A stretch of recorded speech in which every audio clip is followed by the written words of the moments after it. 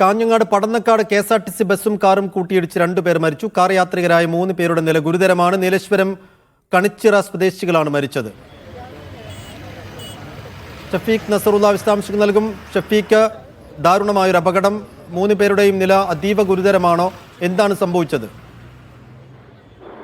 Saifuddin, Kanhangad പടന്നക്കാടാണ് KSRTC ബസ്സും കാറും കൂട്ടിയിടിച്ച് മരിച്ചത്. ഇപ്പോൾ ഒരു കുട്ടി കൂടി മരിച്ചതായുള്ള വാർത്ത വരുന്നുണ്ട്. അങ്ങനെ മരിച്ചവരുടെ എണ്ണം 3 ആയിട്ടുണ്ട്. 2 പേരും ഇപ്പോൾ ഏറ്റവും ഒടുവിൽ ഒരു കുട്ടി കൂടി മരിച്ചു.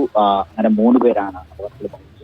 പരിക്കേറ്റ 2 പേരെ മംഗളൂരു ആശുപത്രിയിലേക്ക് മാറ്റിയിട്ടുണ്ട്. മംഗളൂരു ആശുപത്രിയിലേക്ക് കൊണ്ടുപോകുന്ന വഴിമധ്യയാണ് ഈ കുട്ടി കൂടി മരിച്ചത്. പൂർണ്ണമായും കാർ ഈ അപകടത്തിൽ തകർന്നിരുന്നു.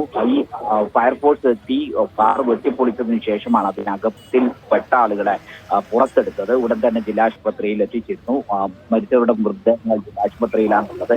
മറ്റുള്ളവരെ മംഗളൂരു ആശുപത്രിയിലേക്ക് കൊണ്ടുപോയി. 3 പേർക്കായിരുന്നു പരിക്കേറ്റിരുന്നത്. മംഗളൂരുവിലേക്ക് കൊണ്ടുപോകുന്ന വഴിക്ക് പരിക്കേറ്റ് കൂടി മരിച്ചതായ വിവരം പുറത്തു വരുന്നുണ്ട്. അങ്ങനെ മരിച്ചവരുടെ എണ്ണം 3 ആയി. ഇവരുടെ പേര് വിവരങ്ങളും മറ്റു കാര്യങ്ങളും ഇപ്പോൾ പുറത്തു വന്നിട്ടില്ല. അല്പസമയം മുൻപാണ് ഇത്തരം ഒരു ദാരുണമായ അപകടം ദേശീയപാത നിർമ്മാണം നടക്കുന്ന ദേശീയപാതയിൽ കാഞ്ഞങ്ങാട് പടന്നക്കാടിനടുത്ത് ഈ അപകടം ഉണ്ടായിരിക്കുന്നത്. ശരി ഷഫീഖ്.